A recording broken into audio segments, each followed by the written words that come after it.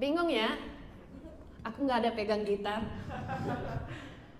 Kalau nggak tahu, aku kepala worship di sini, yang di atas semua WL dan tim kita yang memimpin pujian di sini.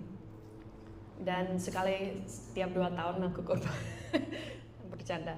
Sudah 2 tahun aku nggak khotbah karena aku hamil, kemudian melahirkan anak dan sibuk mengurus anak.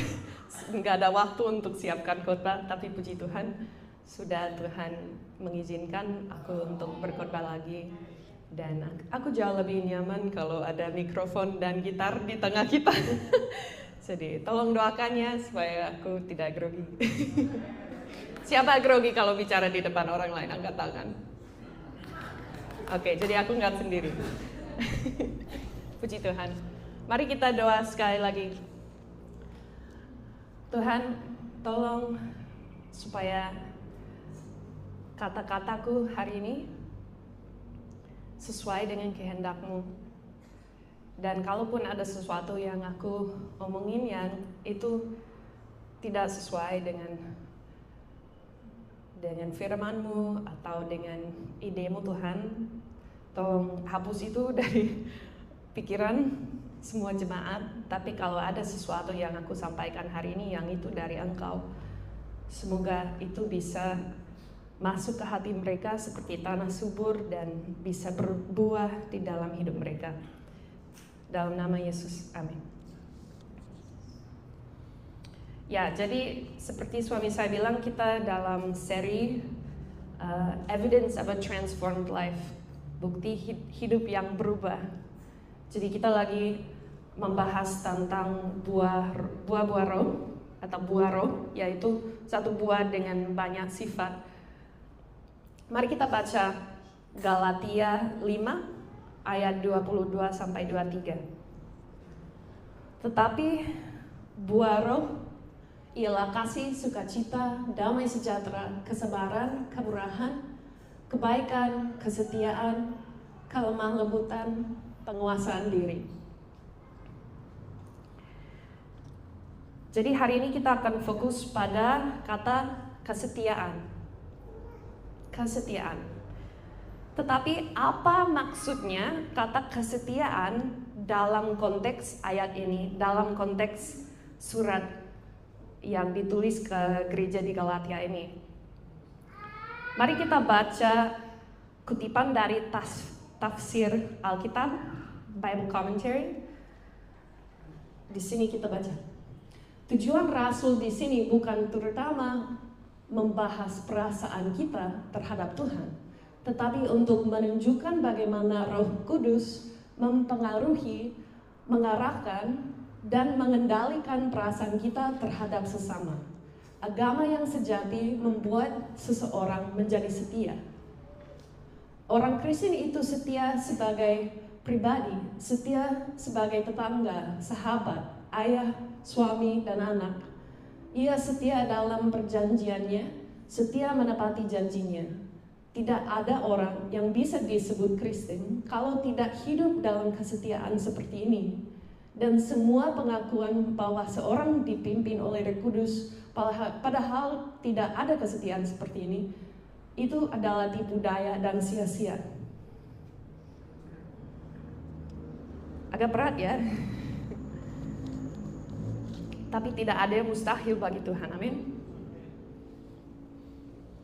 Jadi tadi kita baca, agama yang sejati membuat seseorang jadi setia. Apa artinya dari itu? Apa maksudnya?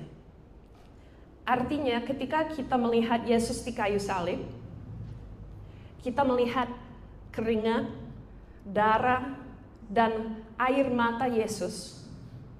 Ketika kita melihat Yesus yang menderita, bahkan dia menderita sebelum kita baik ke dia, sebelum kita percaya dia. Dia menderita waktu kita masih berdosa. Dia menderita untuk orang yang benci dia. Dan waktu kita masih berdosa, dia mengalami penderitaan yang paling besar dan berat untuk menunjukkan kasih dia untuk kita. untuk membuktikan kasih Dia untuk kita. Kalau kita melihat pengorbanan itu dan benar-benar merasakan kasih itu yang sangat besar, itu akan membuat kita untuk mau mengasihi orang lain sama seperti Yesus mengasihi kita. Itu akan membuat kita mau menjadi setia dengan cara Yesus. Kesetiaan yang berdasarkan cara Yesus. Yesus adalah teladan kesetiaan yang paling sempurna. Mari kita membaca ayat ini. Akan tetapi Allah menunjukkan kasih-Nya kepada kita oleh karena Kristus telah mati untuk kita ketika kita masih berdosa.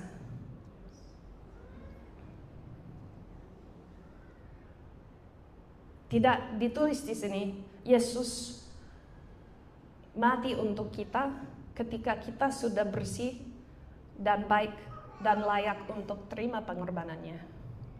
Ditulis di sini ketika kita masih berdosa. Itu sangat sulit. Apakah kamu menyadari betapa berarti itu? Betapa berat itu? Yaitu Yesus, dia tahu dia akan hianati. Dia akan dikhianati oleh sahabatnya. Dia tahu dia akan dijelekkan nama baiknya. Dia tahu kalau Petrus, sahabat dia, akan menyangkal dia. Dia tahu kalau dia akan dipukul, dipaksakan pakai mahkota duri. Dia tahu dia akan diolok-olokkan sampai dia hampir mati. Dia tahu, karena dia tahu masa depan kan. Dia tahu semua yang dia akan alami. Dia tahu kalau dia akan dipermalukan di depan umum, dan semua komunitas dia akan menolak dia dan bahkan akan membunuh dia dengan cara yang sama. Semua orang yang paling jahat dibunuh seperti dia orang jahat, padahal dia sempurna dan tidak ada kesalahan satupun di dalam dia. Dia tahu semua itu, tetapi dia tetap putuskan untuk tetap setia kepada mereka, untuk tetap setia kepada kita. Dan Yesus sampai sekarang dia tahu kalau semua kita, walaupun kita berniat baik dan kita bilang, oh aku berjanji mulai dari sekarang Tuhan, aku tidak akan berdosa lagi. Aku akan melayanimu sepanjang hidupku. Aku akan setia kepadamu. Kemudian setelah berapa lama kita jatuh dalam dosa lagi. Kita tidak setia lagi. Kita balik lagi ke dosa yang sebelumnya. Tapi dia tetap setia. Dan dia setia kepada kita walaupun dia sudah tahu kita tidak akan setia kepada dia. Apakah kita bisa setia seperti itu? Mari kita baca ayat ini. Jika kita tidak setia, dia tetap setia. Karena dia tidak dapat menyangkal dirinya. Jika kita tidak setia, dia tetap setia. Amin. Siapa bersyukur hari ini untuk ayat itu?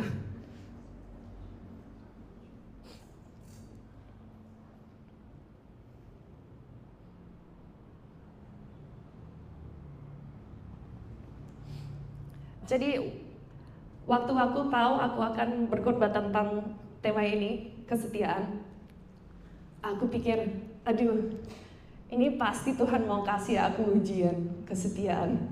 Selalu kayak gitu kan, yang berkhotbah tentang kesabaran itu Pak Nathan, banyak sekali ujian.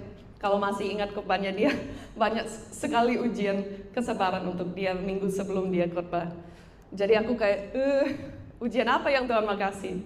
Dan menarik apa yang dia beri sebagai ujian untuk aku, untuk khotbah ini. Itu ujian seorang ibu dengan anak. Jadi aku pakai cara barat untuk tidurkan anak, lagi usahakan untuk supaya anak saya, dia umur 1 tahun, supaya dia bisa tidur di tempat tidur sendiri tanpa harus digendong atau disusui saat tidur, supaya juga aku bisa lebih bebas untuk melayani gereja ini kan. Dan belakangan ini dia tumbuh gigi dan dia tidak bisa tidur sendiri. Dan tiap kali aku coba tidurkan dia sangat-sangat memberontak. Dia cakar mukaku, dia pukul mukaku, dia tendang aku di paha yang pegal dari pilates. Dia dorong tanganku yang cerah dari pickleball.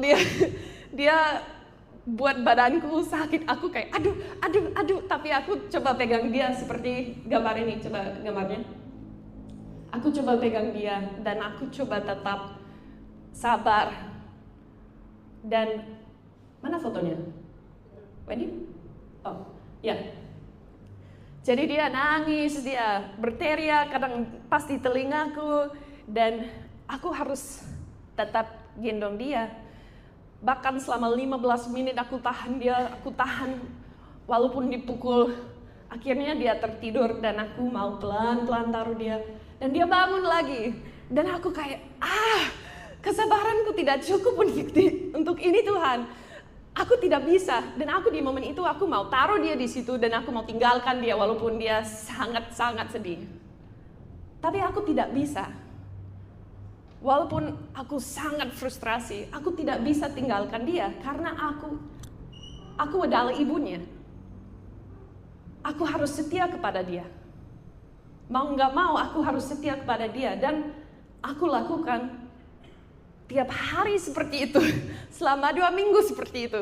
Tiap kali mau tidurkan dia, dipukul, aku sakit, aku stres. Tapi aku tetap setia kepada dia. Seorang ibu mengasihi anaknya dengan setia. Dari waktu dia tahu dia hamil, dia setia kepada anaknya. Waktu anaknya berak di popok, dia setia kepada anaknya. Waktu anaknya udah menjadi toddler, balita, dan pukul dia atau menjelekkan dia, kayak bilang kata-kata yang gak baik ke dia karena dia masih belajar, dia harus setia kepada anaknya. Bahkan waktu anaknya udah jadi remaja dan dia memberontak dan lakukan hal-hal yang sangat tidak baik, dan dia bilang bahkan, aku bencimu ibu. Dia tetap setia kepada anaknya sampai anaknya meninggal atau sampai dia meninggal. Itu kesetiaan yang sejati. Itu kesetiaan Tuhan kepada kita. Ada temanku 2 minggu yang lalu, dia lagi curhat ke aku, dia bilang, ya belakangan ini sebenarnya kalau aku ada masalah dengan orang sudah nggak terlalu sulit lagi, karena aku sudah dapat ide dari Tuhan. Tuhan bilang, itu anakku. Jangan kamu berpikir seperti itu tentang dia, itu anakku. Tuhan bilang ke dia. Aku kayak, wow. Apakah aku berpikir seperti itu tentang semua yang di gereja ini? Apakah kalau aku merasa frustrasi dengan orang atau kecewa, ataupun mereka menyangkal aku atau mengkhianati aku, kayak apakah aku masih bisa melihat dari sudut pandang Tuhan waktu dia bilang itu anakku?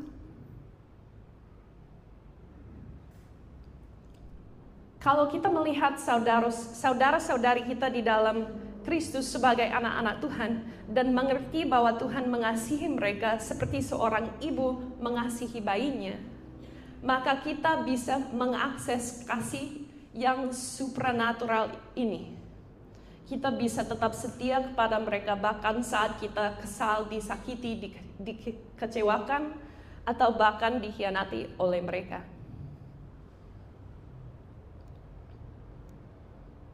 Siapa hari ini mau setia seperti itu?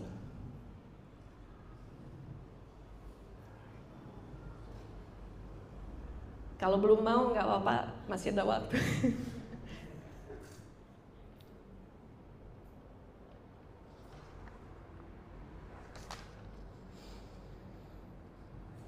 Contoh lain dari kesetiaan adalah kesetiaan dalam menjaga perjanjian pernikahan.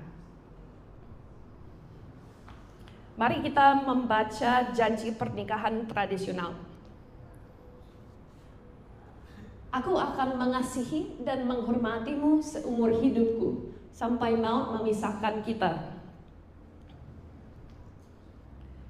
Jadi yang sering terjadi di zaman sekarang,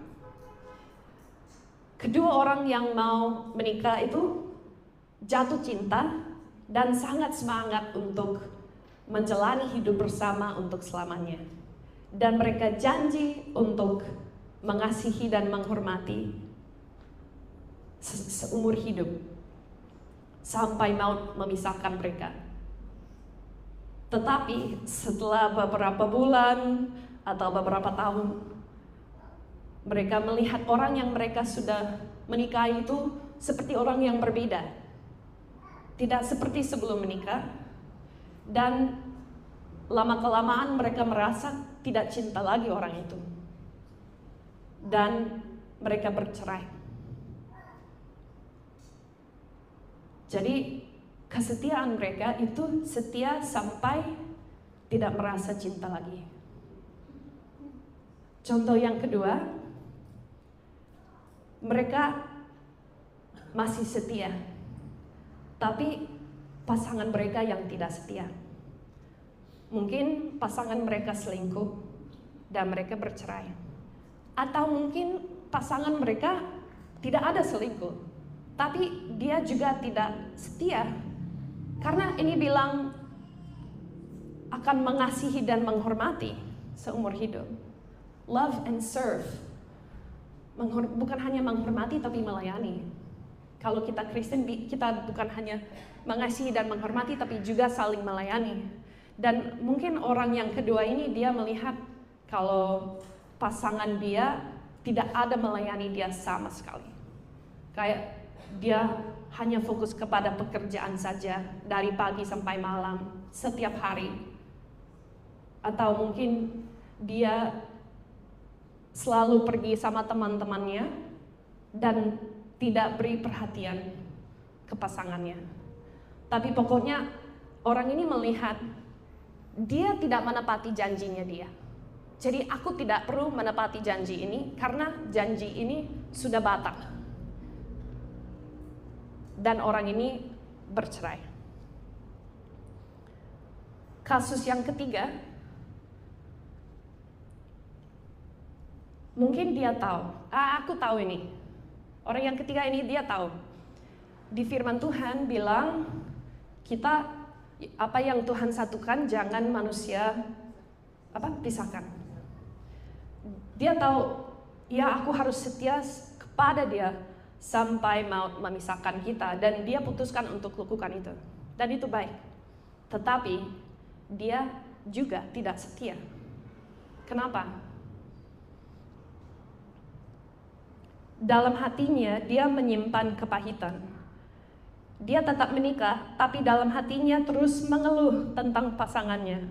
Dia hanya melihat sisi buruknya dan terus mencoba memperbaikinya. Dia melakukan sekedarnya saja supaya terlihat seperti pasangan yang baik di depan orang lain. Tapi sebenarnya dia tidak memberikan yang terbaik. Dia tidak benar-benar setia dalam mengasihi dan menghormati pasangannya. Jadi seperti apa kesetiaan yang sejati dalam pernikahan? Kasus yang keempat. Aku akan ceritakan ini dari sudut pandang istri supaya lebih gampang dijelasin. Jadi seorang istri yang setia berjanji untuk mengasihi dan melayani suaminya, bahkan menyerahkan hidupnya untuknya sampai maut memisahkan. Kalau suaminya mengecewakan, kalau dia selingkuh, kalau dia egois, dan hanya mengejar keinginannya sendiri, kalau dia keras dan kasar, istri yang setia memilih untuk mengampuni. Dia tetap setia dan terus memberikan hidupnya untuk suaminya. Cara dia mengasihi dan melayani tidak tergantung pada apakah suaminya bersyukur, membalas, atau merespon dengan baik. Dia tetap mengasihi dan melayani bahkan ketika suaminya tidak setia, selama mereka berdua masih hidup. Dia hanya bisa melakukan ini karena dia hidup berserah kepada Tuhan. Karena kasih setia Tuhan yang kita sudah baca tadi, yang kita sudah bahas tadi, kasih setia Yesus ada di dalam dia, hidup di dalam dia, berbuah di dalam dia. Ini mustahil kecuali karena Yesus. Dia hanya bisa melakukan ini karena dia bergantung pada Yesus, menerima kasih dan anugerahnya, lalu membagikannya kepada suaminya. Jadi kesetiaan berdasarkan cara Yesus tetap setia bahkan ketika semua yang lain tidak setia.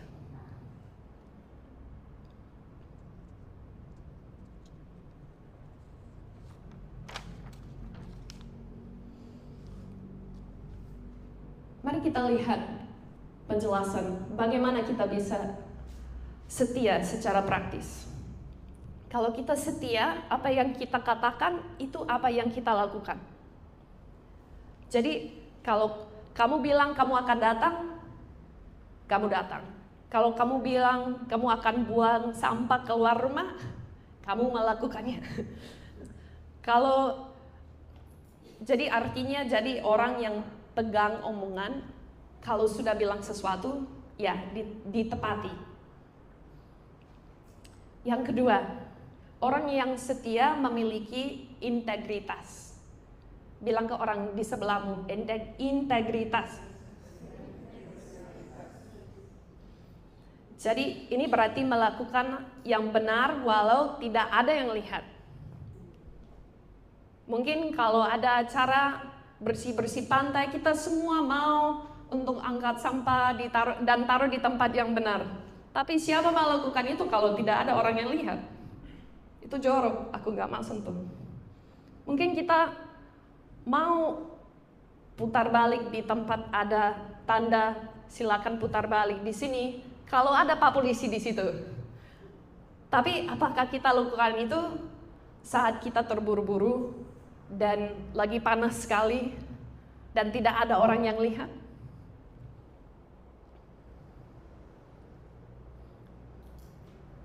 Integritas berarti kita menjadi orang yang sama dimanapun. Kita tidak pakai topeng. Ini berarti kamu melakukan apa yang kamu ajarkan. Enggak cuma ngomong, tapi juga dijalani. Kamu menjadi orang yang sama di rumah, di kerja, sama teman-teman, bahkan sama orang yang gak kamu suka. Dan kamu mengasihi semua orang dengan cara Yesus. Artinya kamu benar-benar jadi diri kamu yang kamu katakan. Kamu gak lebih-lebihin dan tidak merendahkan. Yang ketiga, orang yang setia menyelesaikan sesuatu dengan hati yang sama saat mereka memulai. Siapa di sini pernah mulai sesuatu dengan hati yang sangat semangat? Ya, mari kita lakukan ini. Tapi setelah sekian lama, ternyata nggak enak. Mungkin nggak usah aku ikut lagi. Jadi orang yang setia, dia tetap berkomitmen walaupun jadi sulit atau menyakitkan. Dia tetap melakukan bagian dia walaupun orang lain tidak melakukan bagian mereka. Dia mengampuni orang yang melanggar janji dan tetap menepati janji dia tanpa menyimpan kepahitan.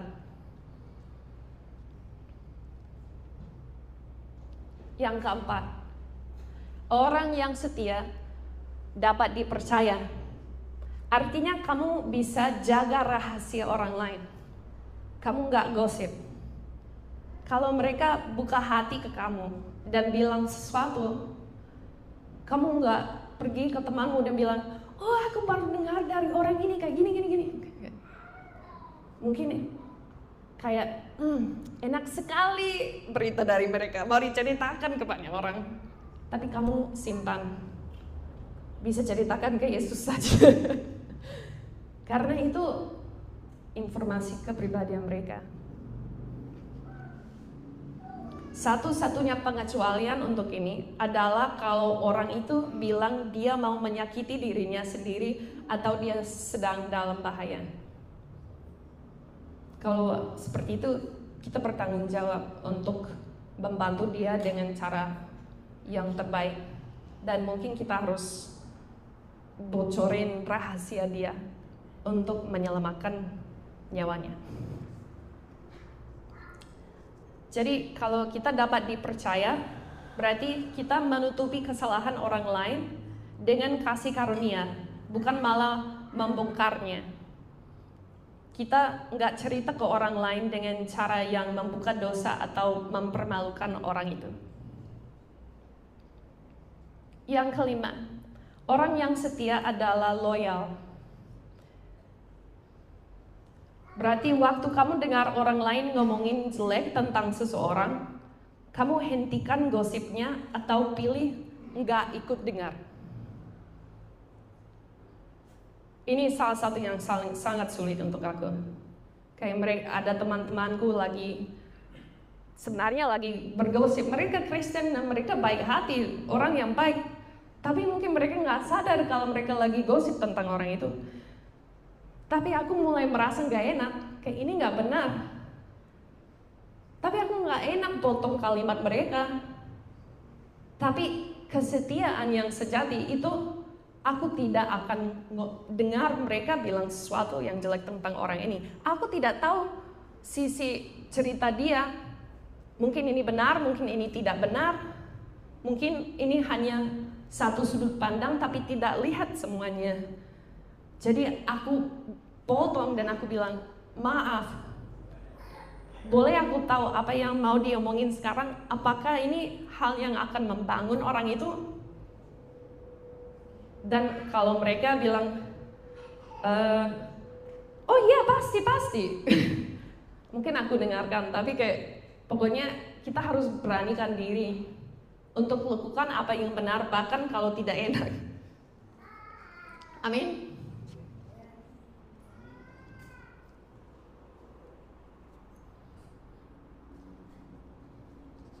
Yang keenam, orang yang setia itu tulus dan jujur dalam segala hal. Kamu nggak menutupi kebenaran demi keuntungan diri sendiri, tapi bertindak dengan jujur. Kamu nggak bohong dan buat tipuan. Kamu nggak bohong buat nutupin kesalahan, tapi hidup dengan benar dan berani bertanggung jawab atas kesalahan. Kamu nggak memanipulasi orang lain. Kamu tetap melakukan apa yang benar, apapun resikonya, dan gak takut soal kebutuhanmu, karena kamu percaya Tuhan tahu apa yang kamu butuhkan, dan Dia akan sediakannya. Dan yang terakhir, orang yang setia itu bisa diandalkan. Dia konsisten, tahan uji.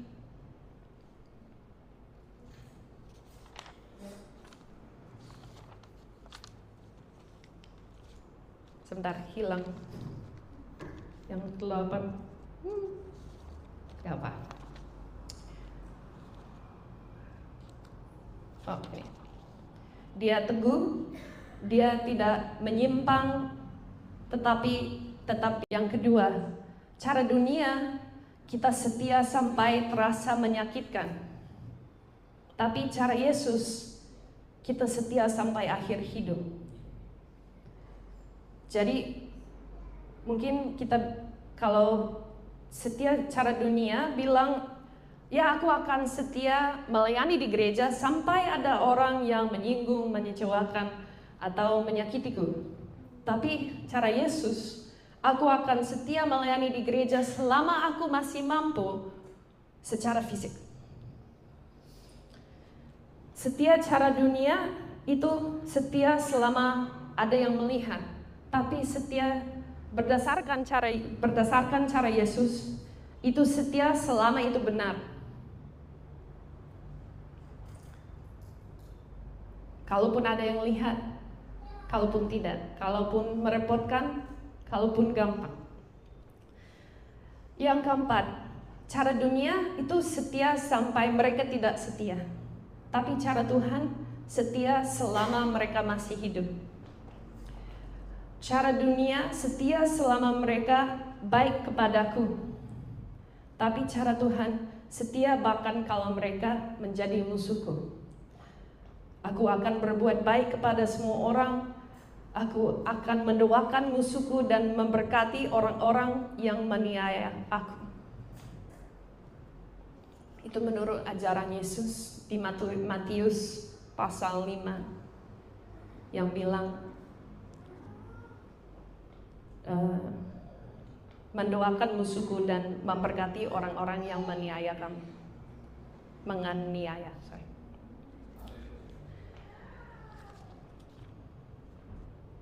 Kalau ini merasa sulit untuk setia seperti ini, tolong angkat tangan. Wah, gampang untuk semua untuk jadi setia seperti Yesus. Kalau ini sulit, angkat tangan. Seharusnya semua angkat tangan. Ini gampang untuk siapa, Pak? Ini sulit, guys. Tapi ada berita baik. Roh Kudus memampukan kita melakukan hal yang mustahil. Itu artinya dari buah roh. Ini bukan buah Elizabeth. Ini bukan buah Kapilia. Ini bukan buah Kak Kevin. Ini bukan buah Pak Adam. Ini buah Roh Kudus. Kita nggak bisa lakukan ini, guys. Tapi kita bisa karena ada Roh Kudus di dalam kita, amin. Roh Kudus memampukan kita untuk melakukan hal-hal mustahil. Buah ini akan keluar dari kita kalau kita terhubung dengan Dia. Roh Kudus memampukan kita untuk melakukan yang mustahil, untuk bisa percaya lagi kepada orang yang sudah menghancurkan kepercayaan kita, untuk memilih, untuk melihat yang terbaik dari orang lain yang sudah melakukan yang terburuk kepada kita, untuk tetap mengasihi dan melayani dengan setia orang yang tidak setia dan tidak tahu berterima kasih kepada kita, untuk mengampuni mereka dan tetap murah hati dalam kasih dan kebaikan kita walaupun kita tidak mendapatkan apa-apa sebagai balasan. Kesetiaan seperti ini hanya mungkin terjadi kalau Dia yang paling setia hidup di dalam kita. Amin. Sekarang aku mau ajak saudara untuk melihat lagi penjelasan bagaimana kita bisa setia secara praktis ini.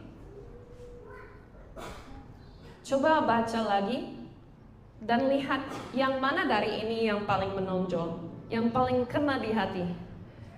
Dan tolong tulis itu. Bisa tulis di HP, bisa posting di status WhatsApp, bisa tulis di jurnal, pokoknya tulis supaya jangan lupa. Karena siapa di sini mau menjadi pelaku firman, bukan hanya pendengar saja. Kita mau melakukan ini. Bisa sekarang, silakan baca lagi dan tulis.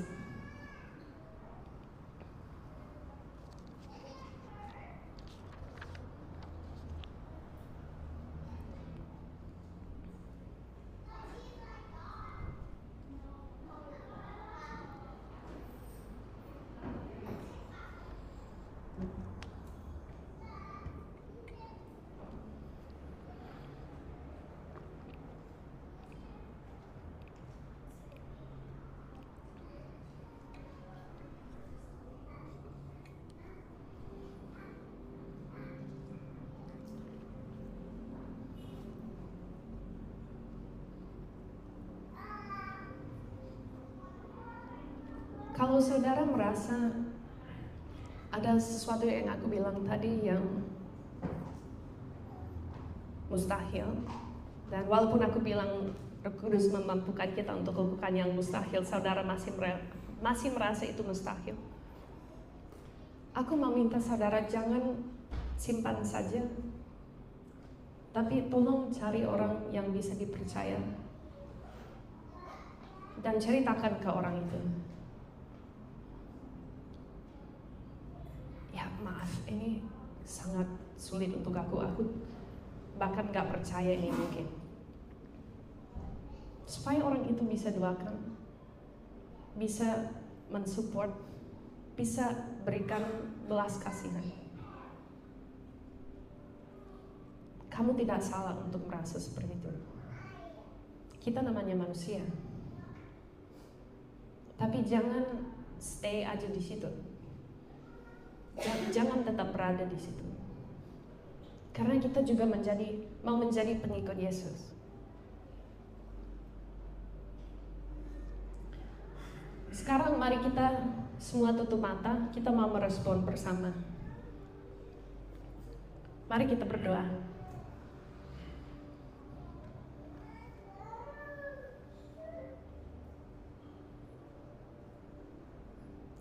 Tuhan, pertama kami mau berterima kasih kepada Engkau karena Engkau berikan contoh kesetiaan yang paling luar biasa.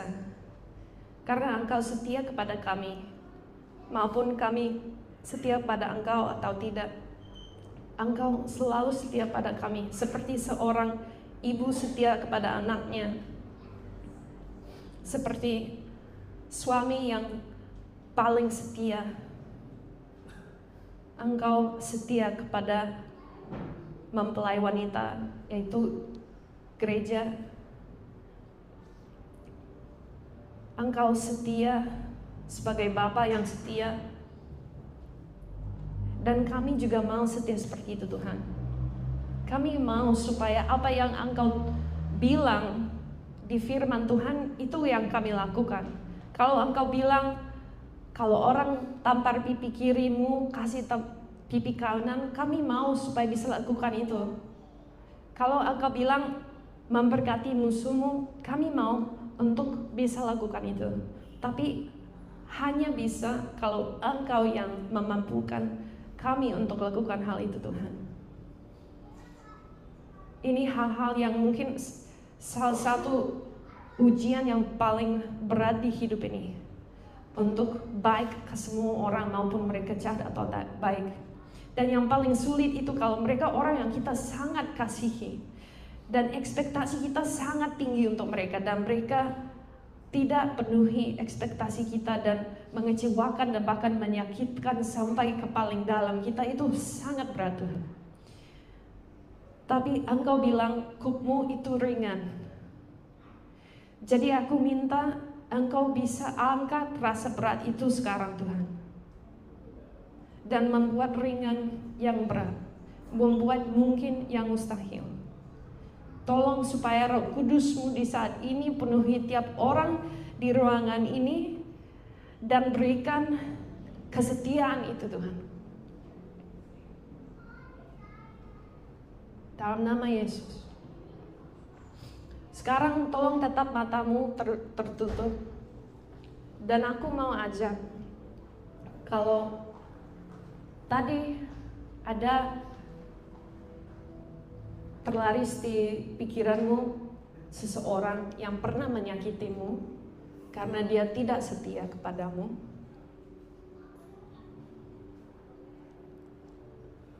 tak mungkin sekarang bisa coba tanya Tuhan, Tuhan, apakah ada orang yang aku belum pernah ampuni, yang aku belum pernah memaafkan? Bisa pikirkan orang itu sekarang.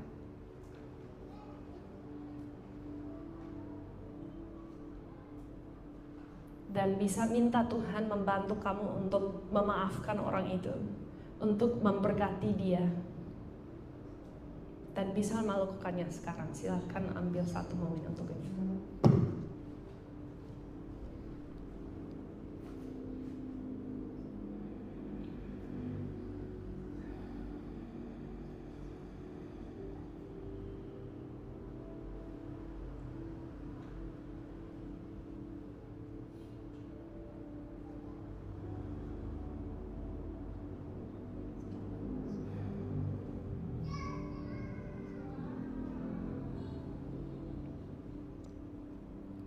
sekarang bisa minta pengampunan atas saat-saat kamu sendiri tidak setia.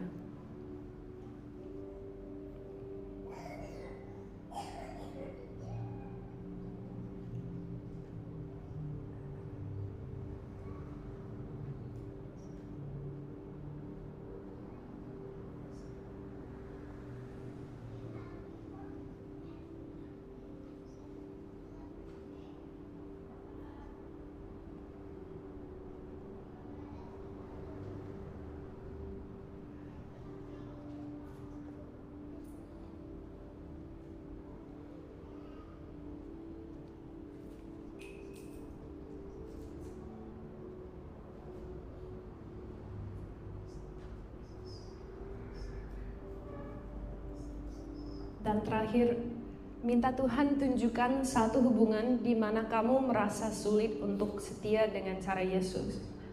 Serahkan hak-hakmu kepadanya dan percayakan kebutuhanmu kepada Tuhan. Minta Dia memenuhi hatimu dengan kasih-Nya untuk orang itu dan melihat dia dari sudut pandang Tuhan. Tanyakan juga satu cara praktis bagaimana kamu bisa mengasihi dan melayani orang itu minggu ini.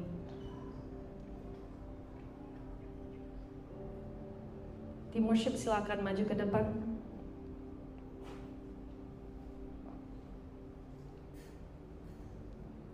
Dan tim doa silakan juga tunggu di sebelah ini untuk doakan orang.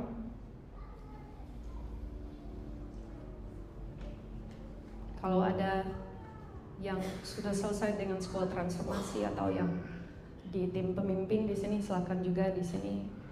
Kecuali kalau mau merespon sendiri. Jadi kalau masih merasa sulit dengan ini, silakan, ada orang di sini mau doakan. Ada Pak Sony, ada Monique. Silakan minta mereka doakan supaya Tuhan bisa lakukan yang mustahil di dalam kamu. Dan kalau ada kebutuhan lain, mau penyembuhan atau mau penebusan yang lain, silakan juga datang di sebelah ini, bisa didoakan.